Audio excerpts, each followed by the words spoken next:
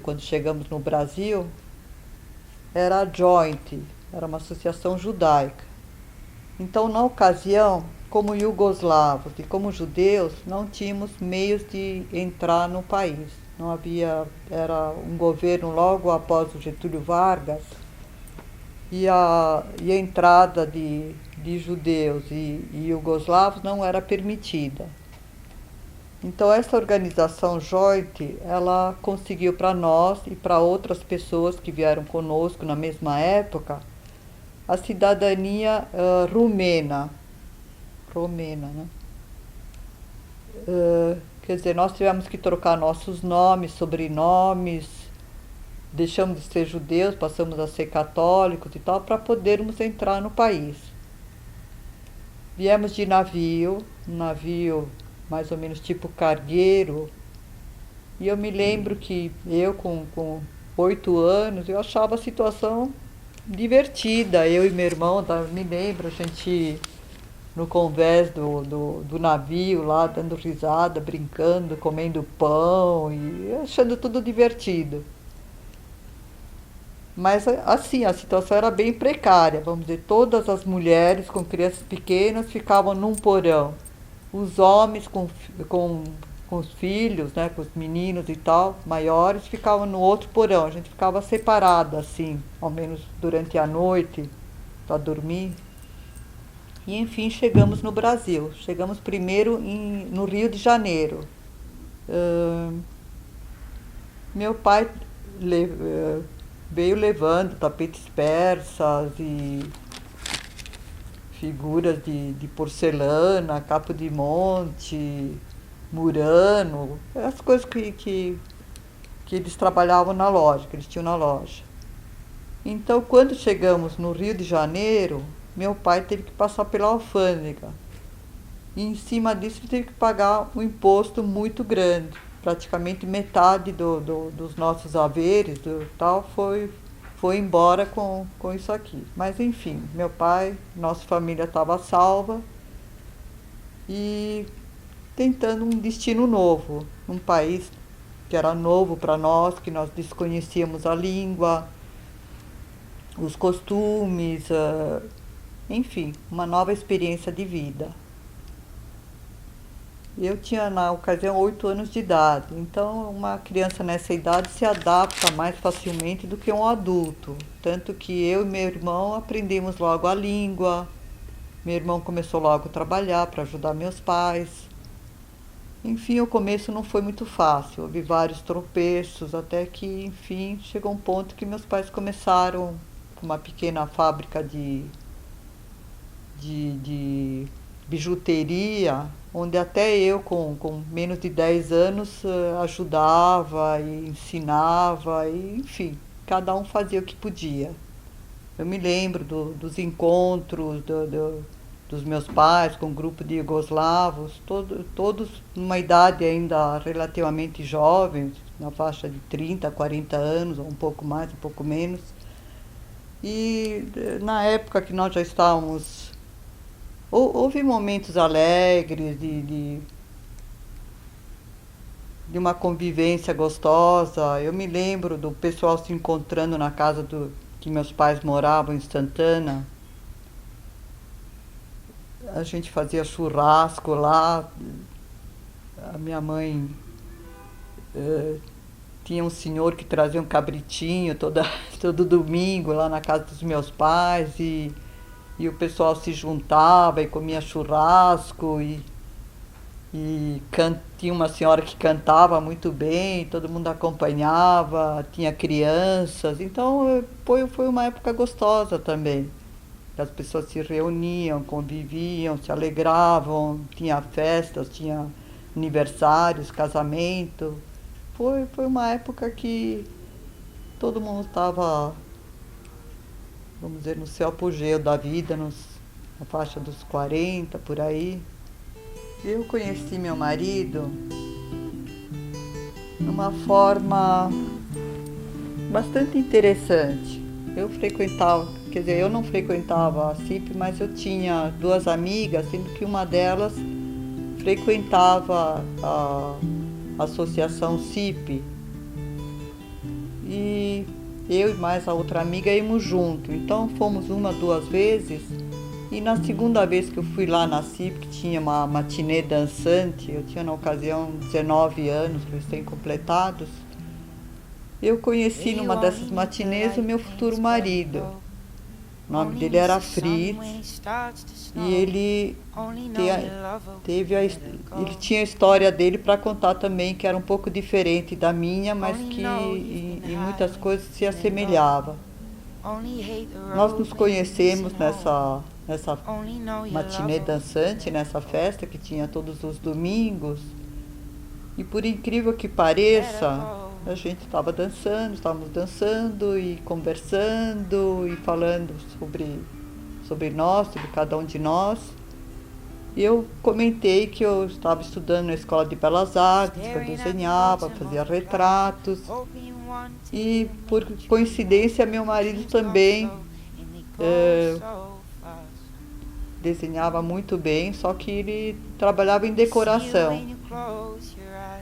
E quando eu disse que eu estava na Escola de Belas Artes, na Faculdade de Belas Artes, e que eu fazia retratos, que eu desenhava e tal, o Fritz praticamente me testou para ver se eu estava falando a verdade ou não. Então ele falou, você desenha e tal, você faz retrato? Eu falei, sim, eu desenho, estou no Belas Artes. Aí ele chamou um garçom que estava lá na CIP e pediu um papel e um lápis que ele trouxesse lá na mesa. Aí o garçom trouxe, aí o meu futuro marido me falou, olha, faça então um retrato meu. Bom, eu fiquei meio assim, mas eu fiz o retrato, que era praticamente um esboço, mas que saiu com alguma semelhança com ele ficou bem impressionado. Aí quando eu terminei, ele falou, então eu vou fazer um retrato seu. E ele fez o meu retrato. Então foi uma primeira afinidade que nos uniu, né? Que nos aproximou bastante. E 6 meses depois nós casamos. E foi muito bom, porque realmente a gente tinha muita coisa em comum. E ele me contava sobre a história dele, de como ele, porque ele era de origem alemã, né, judeu alemão, e ele passou também por uma epopeia, por uma odisseia muito dura. Eu nascida em Belgrado, na Iugoslávia, saí do meu país sem conhecê-lo realmente, porque eu saí de lá muito pequena, com a idade de menos de 2 anos. Então, somente agora, ou seja, o ano passado, eu tive a oportunidade de voltar para esse país que não é mais a Iugoslávia, porque ele se dividiu em inúmeros pequenos países, sendo que o lugar que eu nasci é a Sérvia, ou Sérbia, com capital Belgrado, e o lugar tendo mais a Croácia, com capital Split, e, Kosovo, Eslovênia, Bósnia, que é de onde meus pais provêm, de Sarajevo. Então, o ano passado, eu tive a oportunidade de voltar para lá, junto com minhas filhas, que nasceram todas aqui no Brasil, e conhecer uma parte da minha história, as minhas origens. Então, visitamos todos os lugares. Eu me surpreendi falando iugoslavo e entendendo o que as pessoas falavam. E a maior parte das pessoas achavam que eu estava falando muito bem.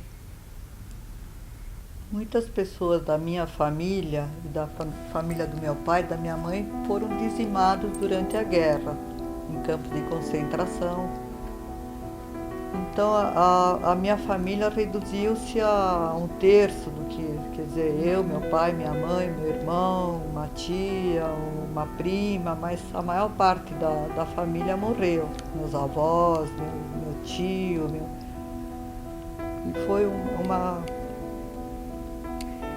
uma coisa muito dramática, né? Todos conhecem essa história.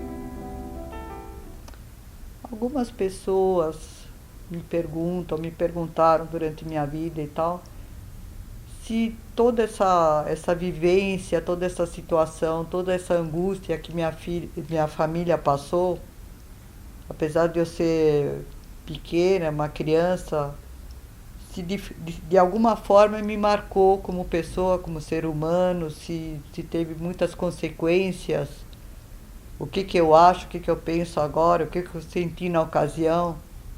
Olha, vou falar a verdade. De certa forma, mais subjetiva talvez, tudo isso me marcou, sim. A angústia que meus pais sentiram, as fugas para cá e para lá, tudo isso me deixou uma criança mais arredia, mais tímida, mais assustada. Eu acho que me marcou como pessoa. Muitas vezes eu gosto de ficar sozinha, não gosto de multidões, ou, né, que a minha infância me marcou, sim, sem dúvida. Apesar que muitos anos já se passaram e eu tive uma vida boa. Meu nome é Mary Steinberg. Eu nasci na Iugoslávia em 1939. Eu sou de religião judaica. Eu passei pela tragédia do Holocausto. Estou aqui vivendo no Brasil desde 48, feliz, adaptada, com uma família maravilhosa, 3 filhas, 7 netos, e posso dizer que, pensando na minha vida pregressa, eu posso dizer que eu sou uma pessoa feliz.